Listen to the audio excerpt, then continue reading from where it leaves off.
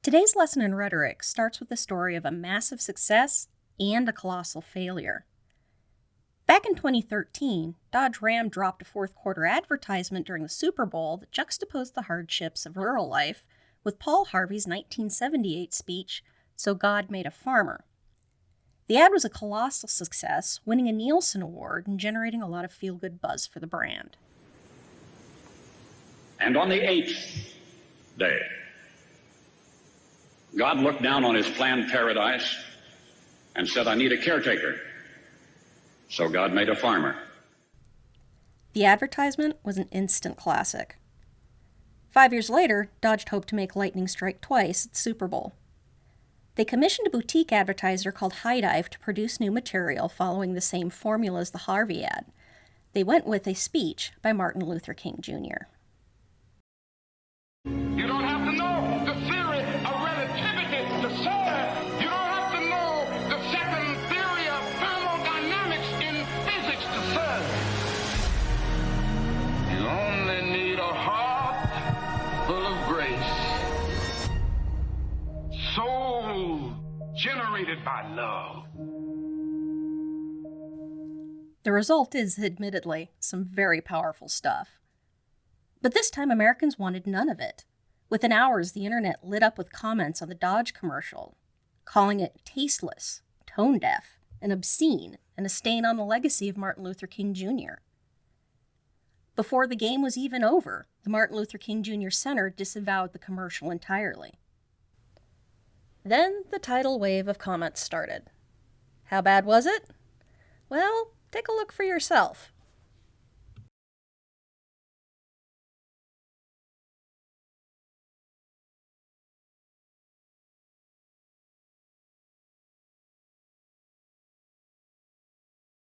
The worst, however, was a recut that used other parts from the same speech. I got to drive this car because it's something about this car that makes my car a little better than my neighbor's car. And I am sad to say that the nation in which we live is the supreme culprit. And I'm going to continue to say it to America. So now we have to ask, what went wrong? Why did their slam dunk turn into a major gaffe? It turns out that High Dive advertising forgot to consider more than just ethos, pathos, and logos. There's a whole universe of context out there that you need to consider. Let's go back to the rhetorical triangle for an explanation. Every argument is a relationship between the author and audience mediated by a message. But every argument also arises from the larger context that's largely out of anybody's control. All rhetorical moves happen in this broad environment. That environment is called the rhetorical situation, and it's the way in which a message is understood when placed in the context of all available variables. Basically, when Dodge's ad agency didn't fully consider the full scope of the rhetorical situation, it came back to bite them. Lloyd Bitzer defines the rhetorical situation as the full combination of circumstances which put constraints on how a rhetorical argument is made. In short, Bitzer argued that context is key for understanding what makes it into an argument or not. The three actors of the rhetorical triangle are not static elements. While they can be infinitely variable, they're unique, and they bring that uniqueness with them. Every person or group is different, and that changes the dynamic of speakers and listeners. As for texts, things like medium, genre limitations, tone, style, and more makes them just as unique as people. As for arguments, the argument as a whole also changes with trajectory, meaning its purpose, and also its placement, the context. Constraints on those 5 areas mean that, out of the infinite possible rhetorical moves a person could make, only some for various reasons will make it to the table. People make rhetorical choices shaped by their worldview, perspective, biases, and faith ideas. Other rhetorical choices don't work in certain places or times.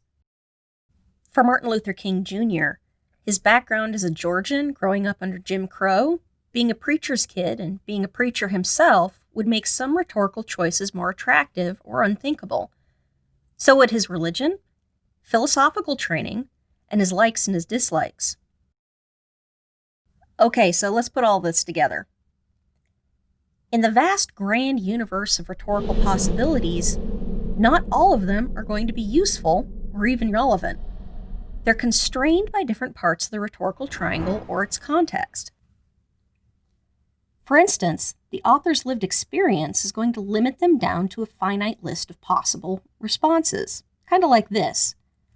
For King, that includes things like his birthplace, his career, his likes and dislikes, education, and lived experience. But for the audience, however many there are, they are only going to respond well to responses that also fit their own constraints. Those spheres of constraints may overlap just a little, or maybe a whole lot. Maybe your audience has different lived experience, so they respond differently to the same rhetorical moves. But the author's purpose will make some approaches more or less effective, limiting us down even more. And with setting or context, things like timing, recent events, and significant cultural touchstones will further limit how and when you make your move. Some fit the spirit of the age, some things don't. And the author's choice of genre, things like a speech or an internet video or a blog post, can limit us down even more. So this entire mess of circles here maps out the rhetorical situation. If you look for that little place where all of these constraints overlap, right there, that's the sweet spot where you can usually find the most effective arguments. Land outside that sweet spot, like Dodge did, you'll still have an argument, but it might miss the mark. One of the important constraints on purpose is the reason that you felt motivated to make your argument in the first place. That impulse to make the argument is called exigence. You can think about that as the nudge that prompts you to make a response. No argument happens in a vacuum. People always feel prompted to make a response by something external. An important constraint on the setting of an argument is picking the right time and place to do it. If you've ever heard a joke cracked too soon or an apology offered too late, then you're already familiar with the idea of kairos. It's a Greek word meaning the right time for something to happen. Historical and personal events can prime a conversation for either maximum effectiveness or extreme failure. If you hit that conversation at the right time, you're golden. Miss it, and you'll usually end up with a very awkward situation. When considering constraints to the setting, however, it's not just the external events that are important. The beliefs, attitudes, patterns that lead to those events are, in some ways, even more important than the events themselves. That is, you have to look at the whole culture.